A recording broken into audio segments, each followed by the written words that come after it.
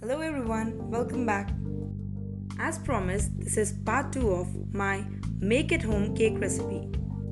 This part will cover baking the cake and then frosting it. So here is the list of ingredients. Here I have 1 cup of all-purpose flour, 3/4 cup of unsalted butter, 1 1/4 cup of sugar, 120 grams of dark chocolate,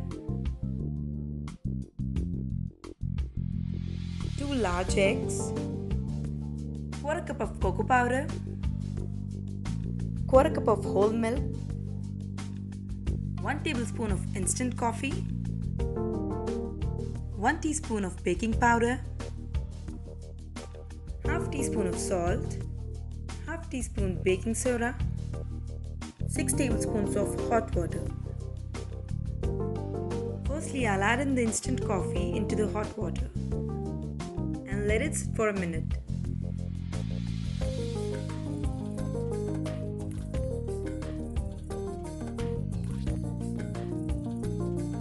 Here I've arranged the double boiler, to which I'll add the dark chocolate, butter and sugar.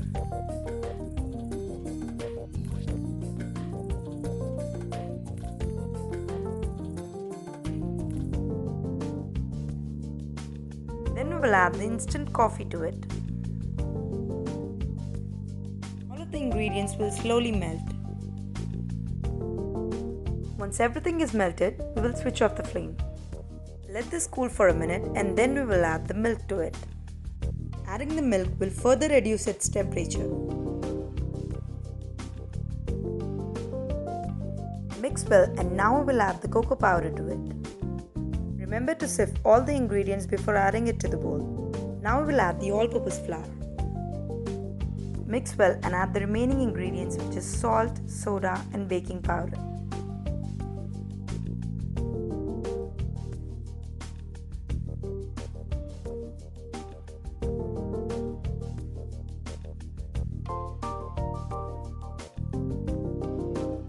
Once it is mixed well, now we will add the eggs to it. Beat it thoroughly. Here I have a baking pan.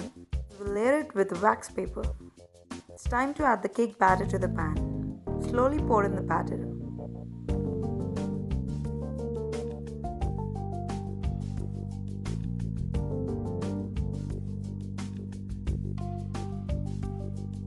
Until then, preheat the oven to 325 degrees Fahrenheit.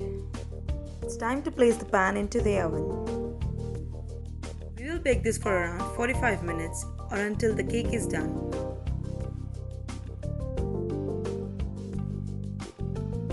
Once the cake is baked, we will place it onto the cooling rack.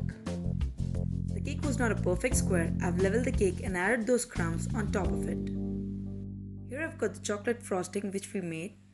Now I'll go ahead and add this frosting onto the cake. This is called as crumb coating the cake. Now we will level the frosting until it's clean. Our base cake is now ready. We will go ahead and frost the cake. For this I have taken slightly darker shade frosting.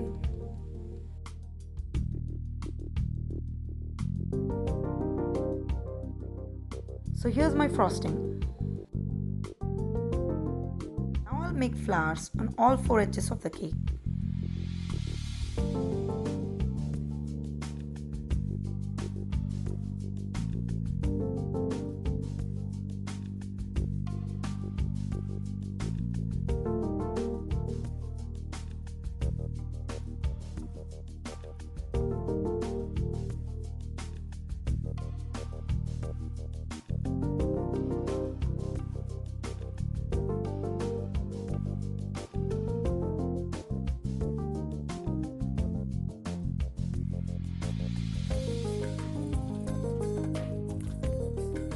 Follow this procedure again on the top of the cake. Get creative and add as many flowers as you want. Here I have some grated chocolate. I will add this on the remaining sides of the cake. Adding the grated chocolate will help us fill in all the gaps. This is the easiest way to make an imperfect cake look perfect.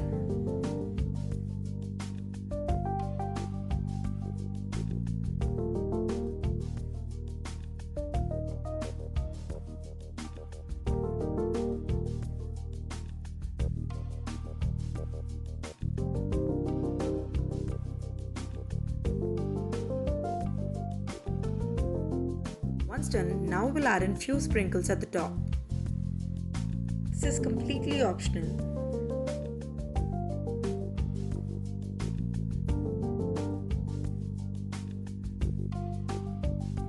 The homemade chocolate cake is now ready.